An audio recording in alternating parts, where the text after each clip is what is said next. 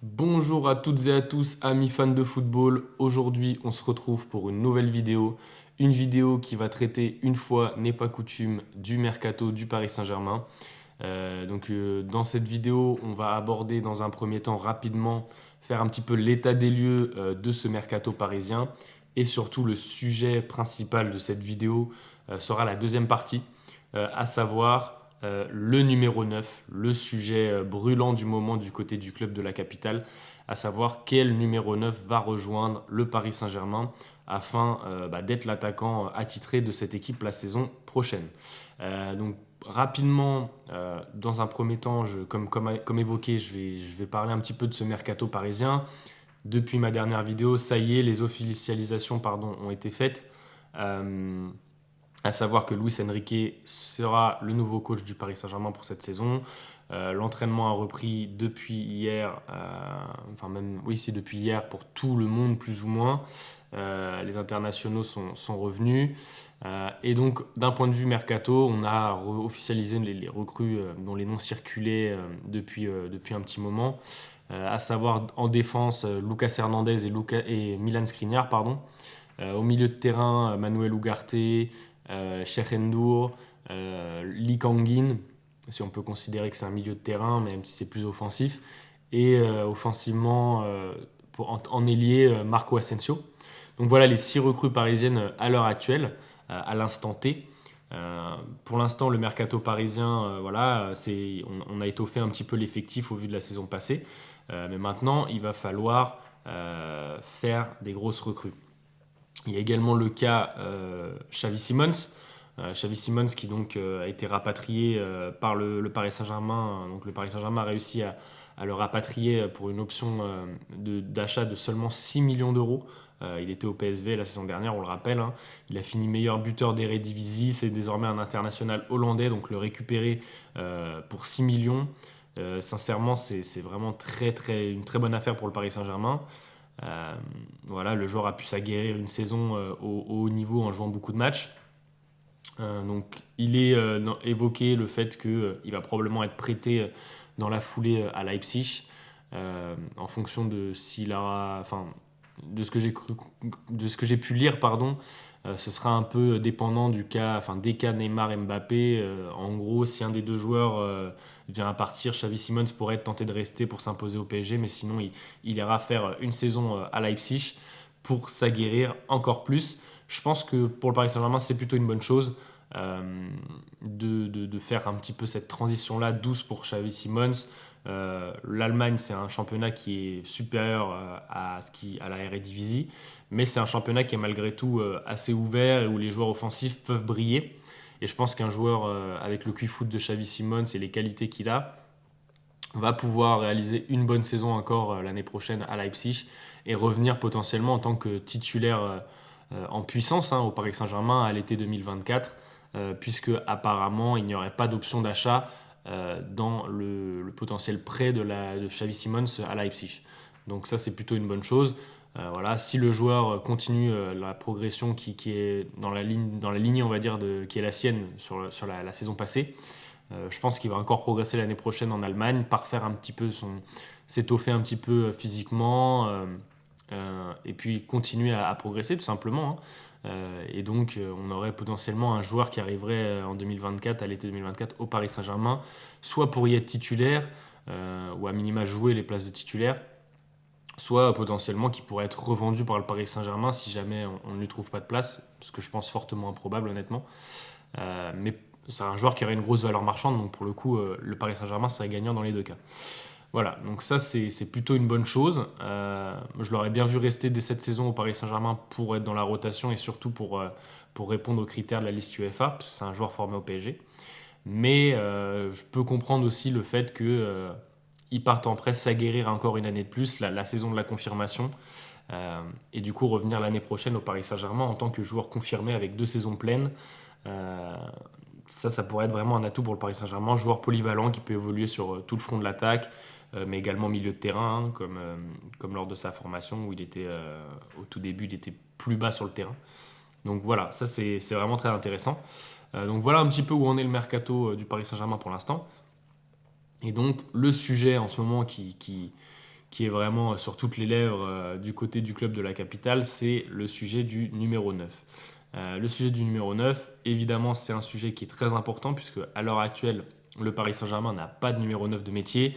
Mauro Icardi va aller à Galatasaray. Et puis Kylian Mbappé n'est pas vraiment un 9 de métier pour l'instant, même si on sait très bien qu'il peut jouer numéro 9. Pareil pour Hugo Ekitike, qui n'est pas vraiment un 9 de métier et qui a fait une première saison un petit peu compliquée. Et puis Neymar qui peut aussi, qui a déjà joué 9, notamment sous Tuchel, mais qui est évidemment pas un 9 de formation. Donc il nous faut ce 9 de formation justement qui connaît les rouages et les ficelles de son métier et qui va être ce joueur capable de nous marquer 25-30 buts dans la saison. Donc ce joueur-là, il y a beaucoup de pistes. Il y en a 5 principales que je vais évoquer tour à tour. Il y en a qui ont pris un peu de plomb dans l'aile ces dernières heures, ces derniers jours. Mais je vais les évoquer quand même. Donc on aura du coup Harry Kane, Dusan Vlahovic, Gonzalo Ramos, Victor Osimhen et Randal Kolo Muani.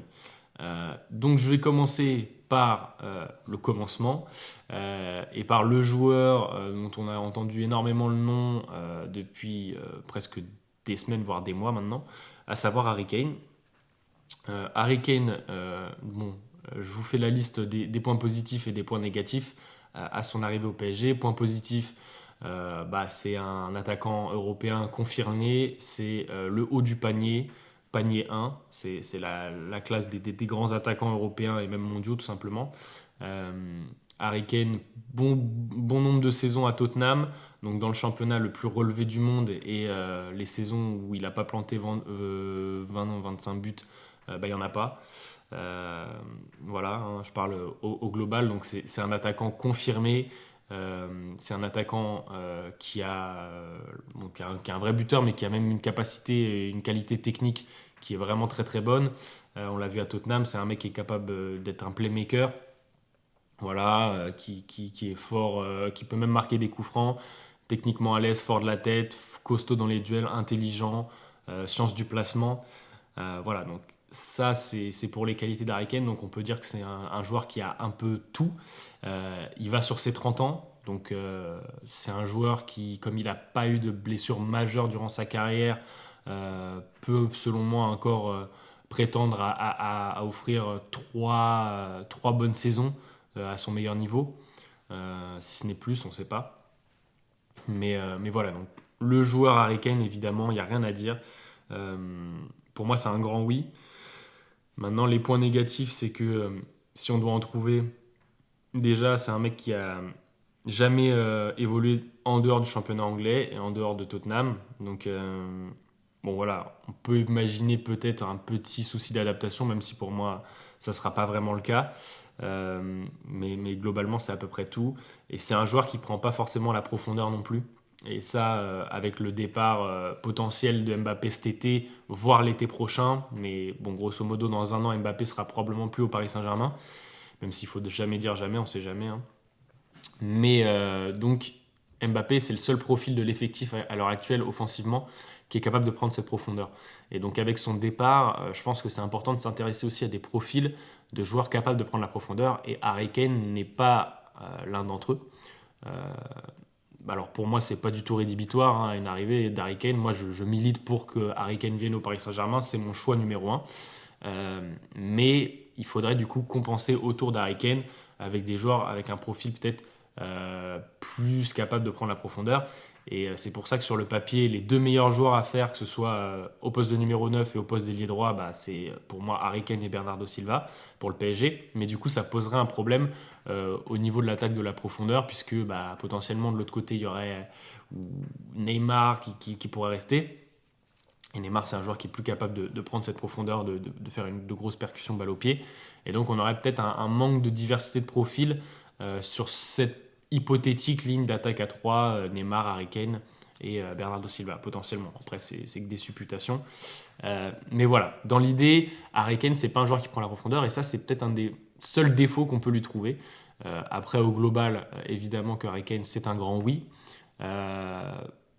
Peu importe le prix, j'ai envie de dire, que ce soit 80, 90 millions ou 100, 110 millions, même s'il lui reste qu'une année de contrat, C'est un joueur qui vaut le coup pour moi. Après, le principal frein, c'est sorti ces dernières heures, c'est que Harry Kane n'a pas donné son oui au Paris Saint-Germain. Il ne serait pas méga emballé à l'idée, dans un premier temps, d'arriver en Ligue 1, alors qu'il a donné son oui au Bayern. Donc voilà, je pense que Harry Kane n'a pas forcément envie de la Ligue 1. Et il préférerait aller au Bayern selon les premiers échos. Après, c'est pas fini, hein. On sait que le PSG est à tout moment capable d'envoyer une grosse sacoche de 120 millions à Tottenham et mettre, on va dire, Lévy en position de bon bah aller dire à Harry Kane, bon bah le PSG a proposé 120, maintenant tu y vas et plus vite que ça, quoi. Donc si on arrive dans cette situation où le PSG envoie une grosse sacoche sur Harry Kane, est-ce que Harry Kane sera décidé finalement à venir? Je ne sais pas. Et je ne sais pas si c'est forcément une bonne chose, entre guillemets, non plus de contraindre un petit peu comme ça le joueur à venir au PSG. Je ne sais pas. Mais bon, c'est pas totalement fini selon moi. Après, de ce qu'on a pu entendre, en tout cas, c'est pas en bonne voie. Donc le deuxième attaquant, et là pour le coup, c'est un peu les plans B, on va dire, du Paris Saint-Germain, l'un des plans B, à savoir Dusan Vlahovic. C'est l'un des noms qu'on entend le plus en ce moment.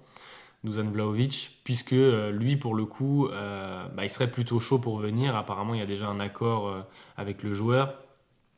La Juve n'est pas contre le vendre, puisque la Juve essaierait de récupérer Lukaku derrière.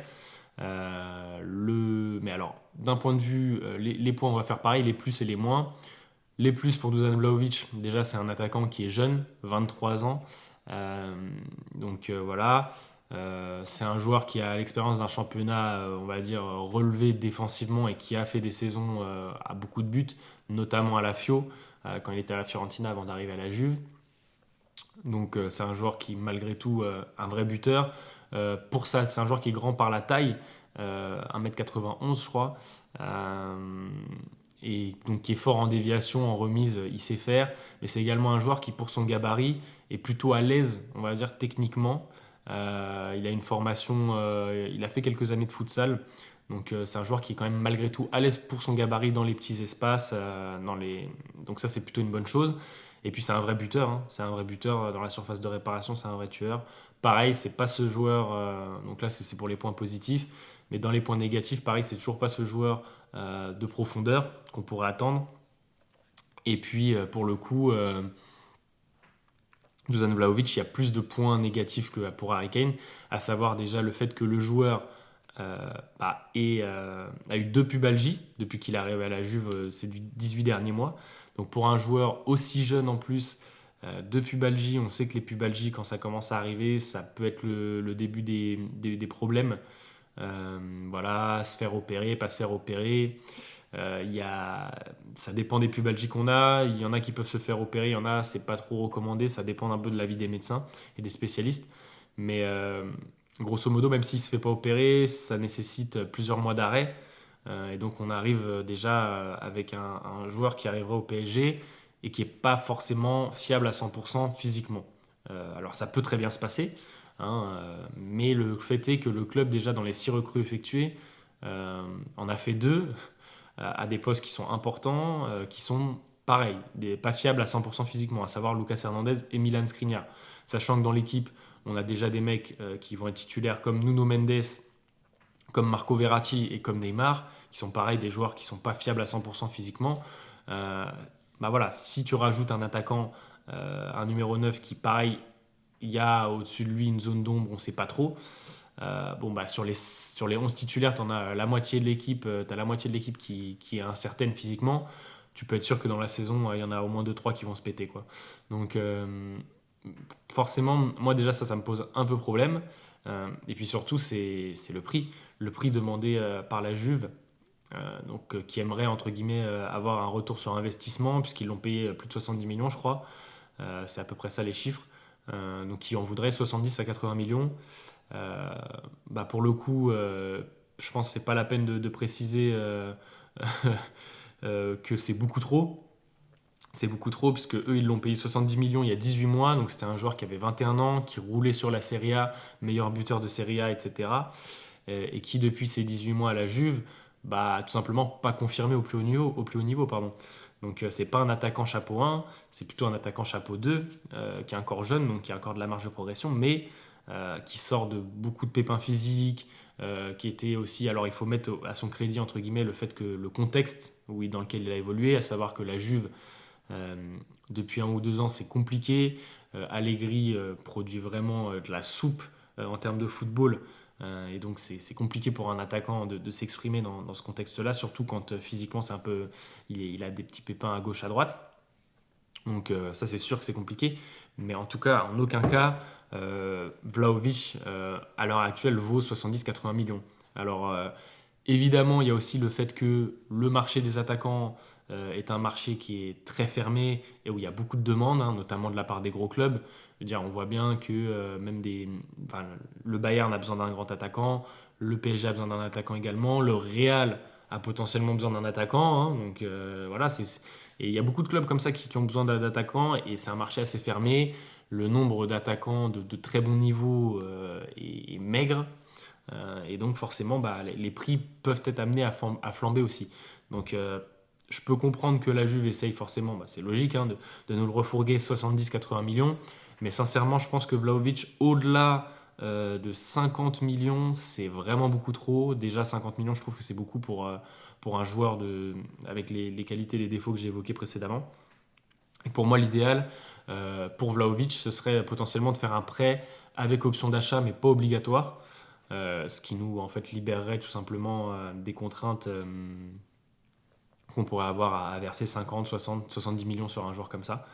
Donc on pourrait faire un prêt payant, on va dire, je sais pas, de 10 millions, quelque chose comme ça, histoire de donner quelques liquidités à la Juve, qui pourrait peut-être se satisfaire de ça, parce que la Juve a besoin de cet argent pour les réinjecter et les réinvestir sur Lukaku dans l'immédiat. Donc voilà, moi je pense que c'est un joueur au-delà de 50 millions, c'est sûr, faut pas y aller. Potentiellement après avec option d'achat pourrait être intéressant, un prêt payant, histoire de voir un peu ce qu'il vaut et puis surtout potentiellement juste faire une saison avec Vlahovic et retourner sur le marché des attaquants l'année prochaine et réussir à attirer un attaquant chapeau 1 potentiellement à avoir en fonction de ce qui sera disponible sur le marché. Mais donc voilà mon avis sur Dusan Vlahovic. Troisième attaquant qu'on va évoquer en long, en large et en travers dans cette vidéo, un attaquant portugais, Gonçalo Ramos, donc l'attaquant du Benfica. Alors pour Gonçalo Ramos, j'avoue, j'ai pas regardé énormément de matchs de Benfica, mais je me suis renseigné auprès de Dani. Donc si vous voulez le suivre sur Twitter, c'est DANY_BRBSA, Barbosa, qui a répondu gentiment à quelques-unes des interrogations que je pouvais avoir sur le joueur. Et donc pour faire le point sur Gonçalo Ramos, déjà c'est un attaquant qui est jeune, donc point positif pour moi. Joueur qui a une grosse marge de progression, on peut le dire. Et puis on a vu de quoi il était capable déjà cette année, que ce soit au Benfica ou même avec le Portugal à la Coupe du Monde où il a planté un triplé. Donc voilà, Gonçalo Ramos, les points positifs, c'est qu'il est jeune. C'est un attaquant qui, malgré son jeune âge, a déjà cet instinct du buteur qui plante énormément. Physiquement, il n'a pas de mal à tenir la distance sur les matchs. Il fait notamment pas mal de retours défensifs, il se donne pour l'équipe, donc ça c'est toujours appréciable. C'est un joueur qui est vraiment un pur joueur de surface et qui est vraiment très très fort là-dessus, mais qui est également capable de jouer en remise, de participer à la création du jeu, et ça pareil c'est un élément qui peut être important au sein du PSG. C'est un attaquant qui est malgré tout aussi assez rapide, et donc ça potentiellement, même si c'est évidemment pas du niveau d'Mbappé de ce point de vue-là, mais globalement, c'est un attaquant qui est aussi capable de prendre la profondeur, donc ça peut être intéressant. Et puis voilà, hein, c'est un attaquant qui a un fort potentiel au vu de son jeune âge et de la saison qu'il vient de faire. Après, dans les points négatifs ou points à améliorer, c'est un joueur qui doit gagner en régularité.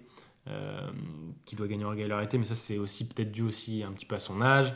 C'est un joueur qui n'a pas beaucoup d'expérience et beaucoup de références au très très haut niveau, notamment en Ligue des Champions. Voilà.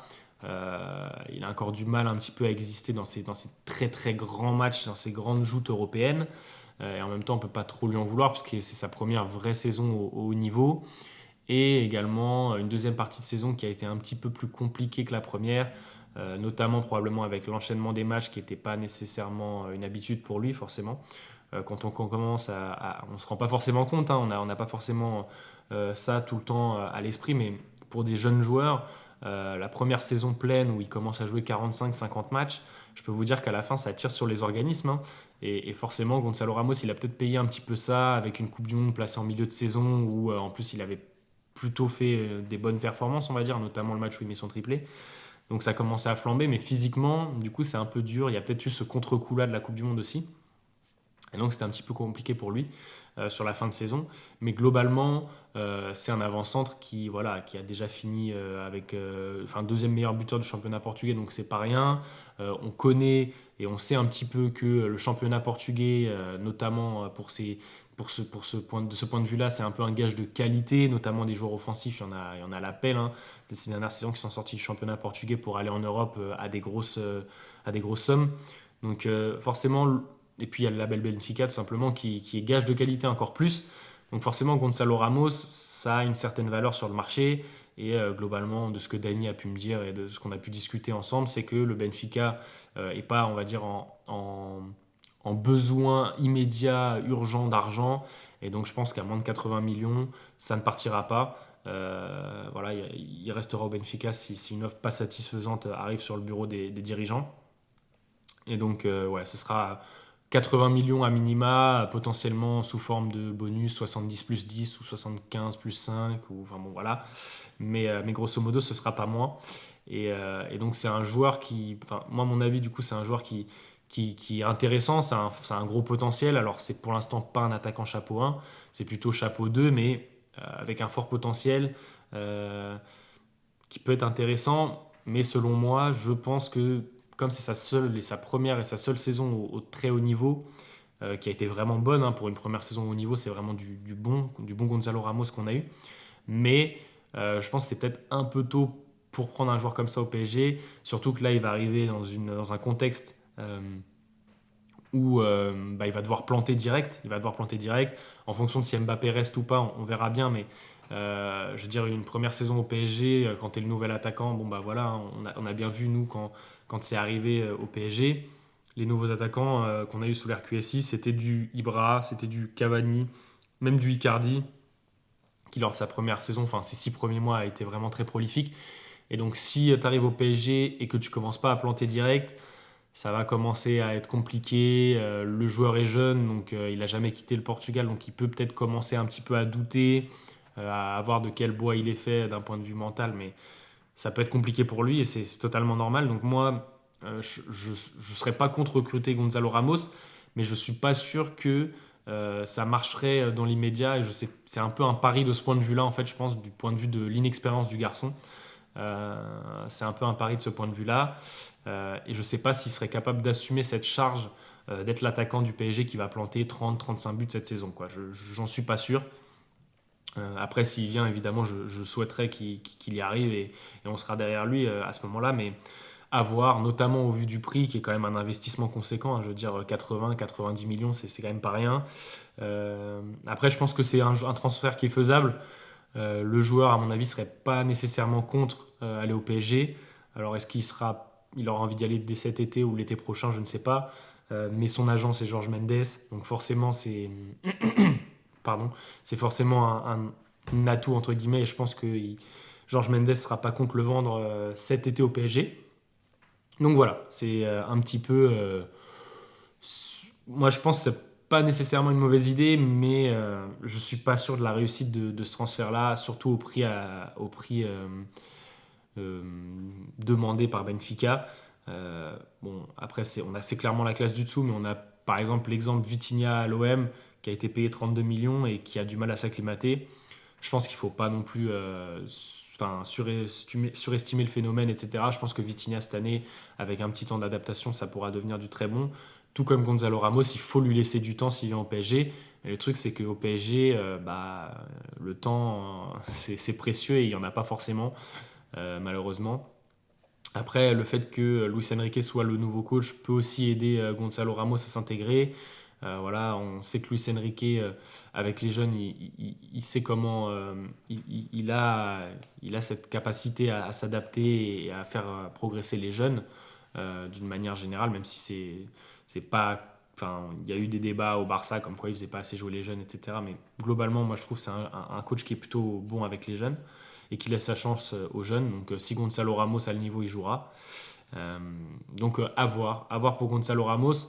Pour moi, en fait, à choisir, parce que je pense que c'est ce qui va se passer entre Dusan Vlahovic et Gonzalo Ramos, je pense que, dépendant des modalités, mais Gonzalo Ramos, c'est peut-être un peu. Ça m'excite un petit peu plus du point de vue plafond, notamment, que je lui vois. Ça peut potentiellement être le grand attaquant portugais et de la sélection portugaise pour 10 ans. Donc pourquoi pas, pourquoi pas. Après le prix, évidemment, c'est un gros billet, donc à voir ce qui sera décidé par les dirigeants. Et donc, pour continuer, on va parler rapidement des deux derniers attaquants, à savoir Victor Osimhen dans un premier temps. Alors, Victor Osimhen, évidemment, point positif, joueur capable de jouer en déviation, en remise, capable de jouer la profondeur, gros buteur, voilà, qui a réalisé une énorme saison avec le Napoli cette dernière année. Meilleur buteur de Serie A, donc voilà un profil très athlétique, très très fort et qui en plus connaît la Ligue 1 et qui a déjà performé, donc ça c'est vraiment beaucoup d'atouts pour ce joueur-là. En plus je crois qu'il a 25 ans, donc il est quand même assez jeune. Après, point négatif, c'est un joueur qui se blesse beaucoup, qui est sujet aux blessures, donc pareil, toujours un peu compliqué de ce point de vue-là. C'est un joueur nigérian, donc qui va jouer la Coupe d'Afrique une fois tous les 2 ans. Loin de moi l'idée de critiquer la Coupe d'Afrique parce que c'est une compétition que j'aime beaucoup regarder. Mais comme elle est placée en milieu de saison et qu'en plus Victor Osimhen est nigérian et que le Nigeria a vraiment une belle équipe, une belle génération, c'est une équipe qui va probablement aller un petit peu loin, qui va avoir un petit parcours sympa en Coupe d'Afrique, qui peut peut-être même la gagner dans les années à venir. Mais du coup, Victor Osimhen, il va se faire la compétition en entier. Et après, il reviendra au PSG après un mois de compétition où il sera bien cramé. Et la deuxième partie de saison va être un peu plus dure. On a déjà vu ça, notamment pour beaucoup de grands joueurs africains. Les deuxièmes parties de saison, parfois, après la CAN, c'est compliqué. Donc voilà, moi, je serais plutôt pour ce transfert de Victor Osimhen au PSG. C'était mon choix numéro 2 derrière Harry Kane au départ, quand les rumeurs commençaient à sortir. Mais le gros frein, pour le coup, là, Victor Osimhen, c'est le prix de ce transfert. Le président De Laurentiis annonce des sommes un peu différentes à chaque fois.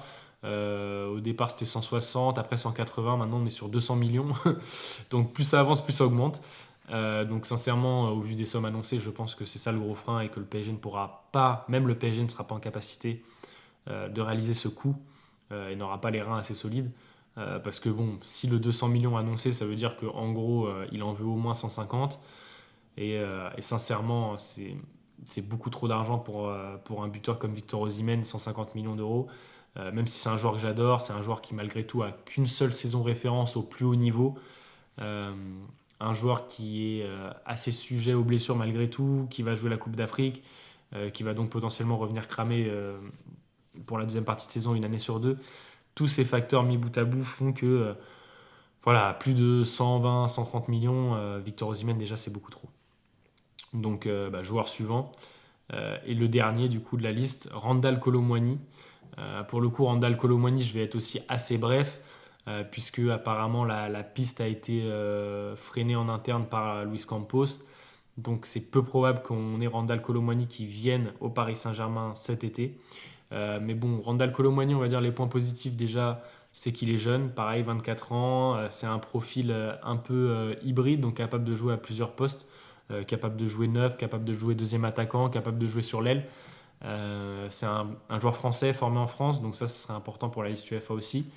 Euh, et c'est un joueur qui sort d'une saison exceptionnelle avec l'Eintracht Francfort et qui, du coup, en pleine ascension.